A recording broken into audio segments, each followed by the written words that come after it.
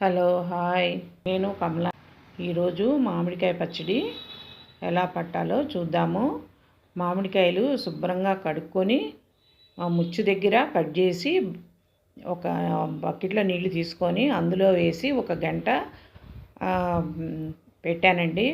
అలా పెట్టిన మామిడికాయలని శుభ్రంగా క్లాత్ తోటి తుడిచి ఈ విధంగా ముక్కలు కొట్టించుకొచ్చాము. ఆ ముక్కల్లో ఉన్న జీడి కానీ పైన పొలుసు కానీ అన్నీ కూడా నీట్గా తీసుకొని ముక్కను తుడుచుకుంటూ మొత్తం పక్కన పెట్టుకోవాలి. ఇదిగోండి, ఇవన్నీ కూడా అలా విధంగా శుభ్రంగా చేసి పెట్టుకున్నాను. ఈ విధంగా పెట్టుకున్న వాటికి మెంతులు వేయించుకోవాలి. ఒక 100 గ్రాముల మెంతులు తీసుకొని వేయించుకొని అవి బాగా వేగినాక చల్లారినాక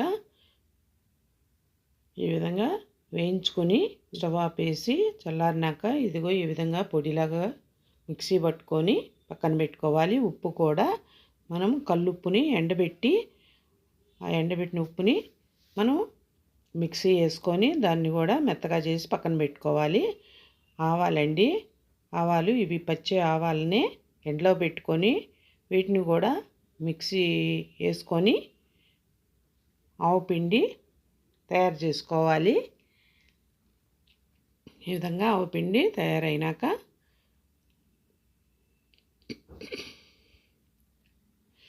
పక్కన పెట్టుకుందాము. ఇప్పుడు ముక్కలు ఎన్ని అయినాయో కొలుసుకుందాము. ఏదైనా కానీ ఒక గిన్నె ఏదో మీకు దేనితోటైనా కానీ కొలుసుకోవచ్చు. ఈ విధంగా నేను సోలతోటి 4 సోలల చొప్పున కొలుసుకోవాలి. 4 సోలలు గిన్నె అయినా దేనితోనైనా కొలుసుకోవచ్చు. ఇది సోలండి. ఈ సోలతోటి 4 సోళ్ళు కొలిస్తే ఒక మానేడు అవుతుంది. ఆ విధంగా కొలుసుకొని ముక్కలు ఎన్ని అయినాయో కొలుసుకున్నాక అప్పుడు మిగతా ప్రాసెస్ చూద్దాము.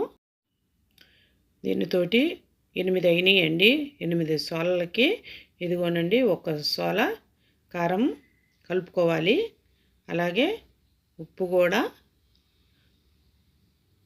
ఒక సోల ఉప్పు వేసుకుందాము.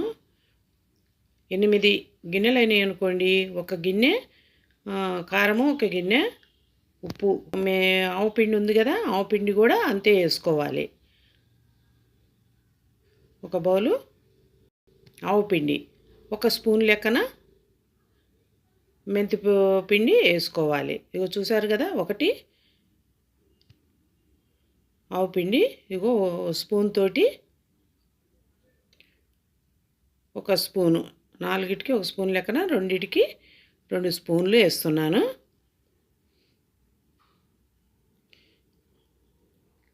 నాలుగిటికి 1/2 కేజీ లెక్క అండి. దీనికి కేజీ నూనె పోసి కలుపుకోవాలి.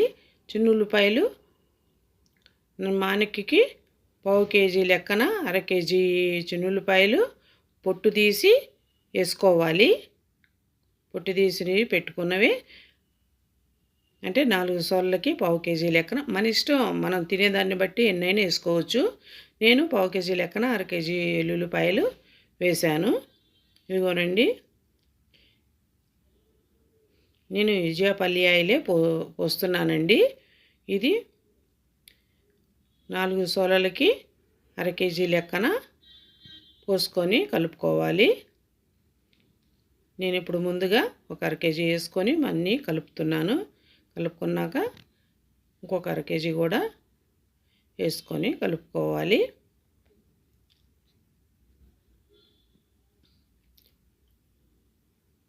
ఇవన్నీ కూడా మొత్తం కలిసేలాగా కలుపుకుంటే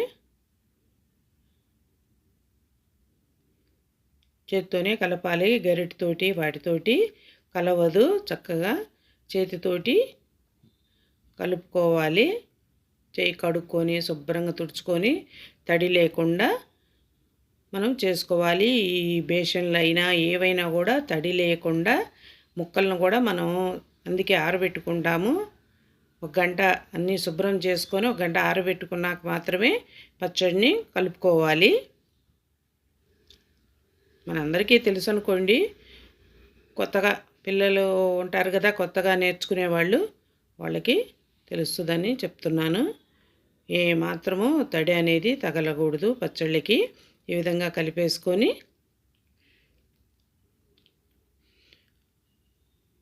ఒక జాడీకి పెట్టేసుకోవాలి.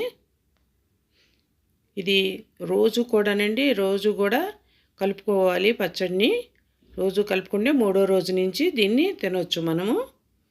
చూడండి, ఈ విధంగా నేను జాడీకి పెట్టుకుంటున్నాను. మొత్తం జాడీకి ఈ విధంగా ఎత్తి పెట్టుకొని మిగతా 1/2 లీటర్ పక్కన ఉంచాం కదా, ఆ నూనె కూడా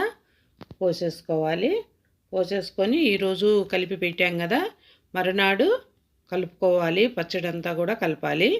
మళ్ళీ మూడో రోజు కూడా కలుపుకుంటే ఇదిగో ఈ విధంగా నూనె అంతా వచ్చుద్దండి. ఈ విధంగా వచ్చుద్ది. మామిడికాయలో ఉన్న పులుపు అంతా కూడా కిందకి ఇందులో పచ్చడిలోకి మామిడికాయ పులుపు అంతా కూడా పచ్చడిలోకి కూడా దిగి చాలా టేస్ట్ ఉంటుంది. మీరు కూడా పెట్టుకొని ఒకసారి చూడండి. పచ్చడి చాలా బాగుందండి, పుల్లగా చాలా బాగుంది. నా వీడియో మీకు నచ్చితే లైక్ చేయండి, షేర్ చేయండి అండ్ సబ్స్క్రైబ్ చేయండి. Bell icon press